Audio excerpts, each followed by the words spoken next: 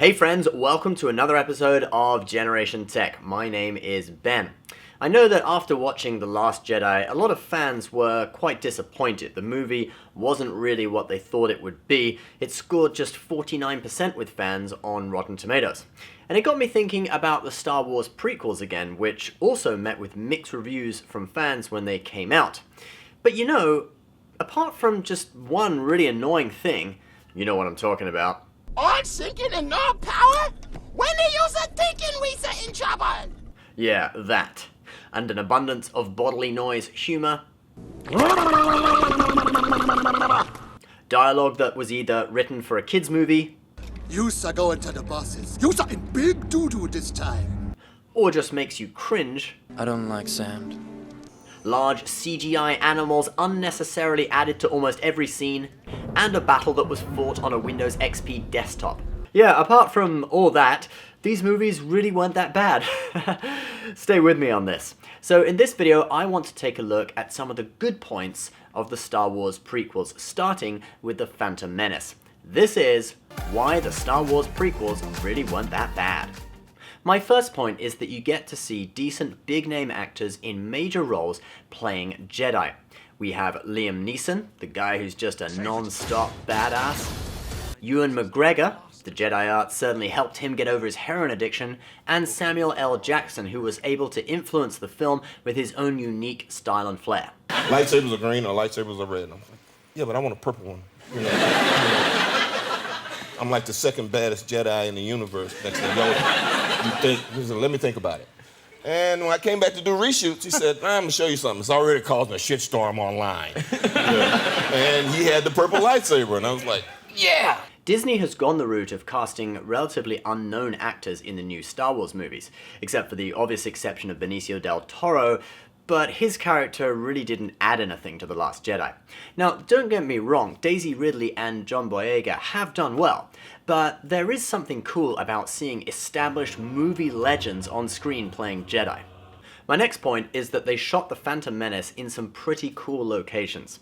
George Lucas wanted the feel and aesthetic of Episode 1 to be different to 4, 5, and 6. He wanted it to be more like a period piece. Thus, they shot the movie partly on location in Italy.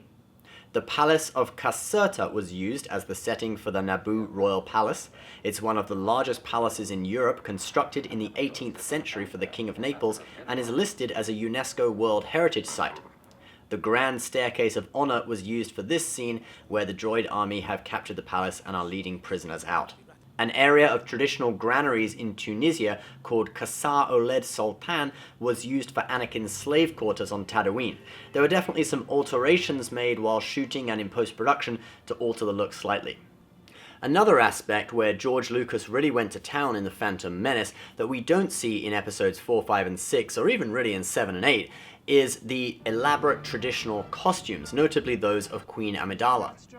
These costumes were designed by Ian McCaig and Tricia Biggar and took inspiration from Tibetan and Mongolian culture.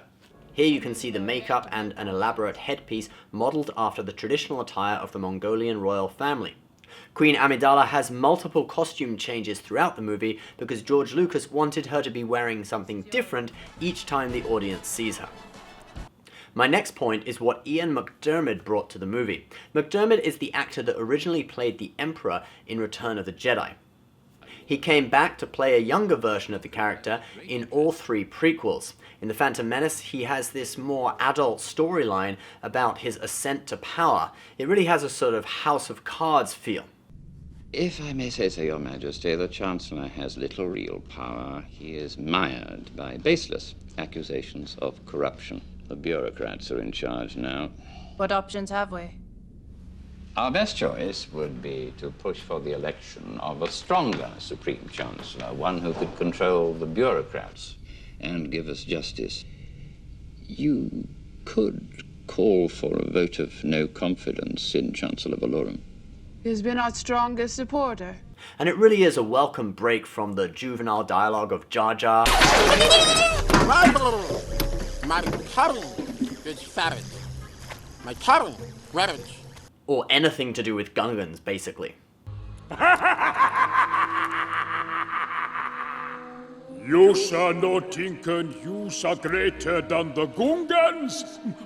It's kind of like a grown-up movie hidden within a kid's CGI animation. Another cool thing that we get to see in The Phantom Menace is awesome-looking ships.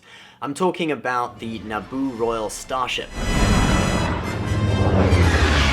We're used to seeing our heroes flying around in old rust buckets in Star Wars.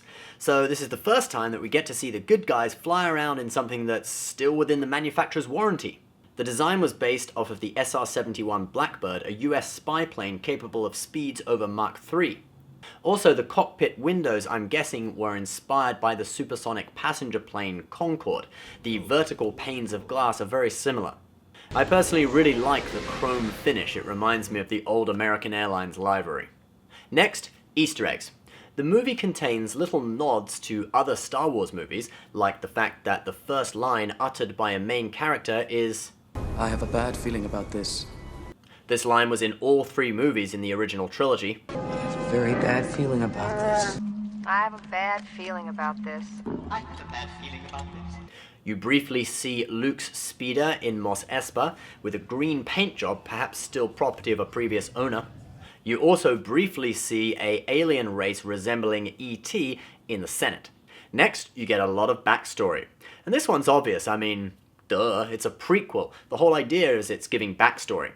You find out the origins of R2-D2 and C-3PO. You also get to find out a lot about the planet Tatooine, a society based on gambling. Come to think of it, Qui-Gon Jinn has a bit of a gambling problem. He constantly makes super high stakes bets. My ship will be the entry fee.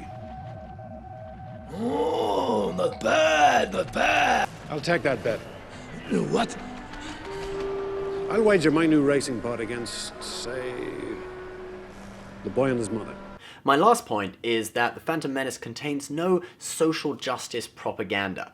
And I might get some hate for this, but I think it really is true. In The Last Jedi, we saw weak and immature male characters, a resistance commanded only by women, with one of the commanders even looking like a social justice warrior with purple hair, a distinct anti-capitalist vibe from the pointless mission to Cantabite, whereas The Phantom Menace doesn't really seem to contain any strong left-wing or feminist message. In fact, it doesn't really seem to have any message apart from what the story is actually about. Well, there is this, I guess. I can't believe there's still slavery in the galaxy. The Republic's anti-slavery laws are... The Republic doesn't exist out here. But that's a very worthwhile message to get across, very similar to what's going on in Libya right now, where sub-Saharan Africans are being sold in slave auctions by the local North Africans. Ironically, that's in a country that neighbours Tunisia, which served as the setting for Tatooine, where this conversation took place. A far more noble cause to raise awareness about than merely just trying to change the social construct of society or make some vague anti-capitalist statements because fight the system! I don't know. Guys, I hope you've enjoyed this little breakdown of some of the cooler aspects of The Phantom Menace, a movie which still had its flaws, but I hope next time you watch it you'll notice these little details that do make up for the fact that some of the characters seem to be only in the movie so they could be sold as Happy Meal toys. Guys, please share your thoughts on The Phantom Menace below. If people like this video, we'll probably make it a series, so subscribe if you're new so that you don't miss parts 2 and 3. Give this video a like, and if you're watching this, you are Generation Tech.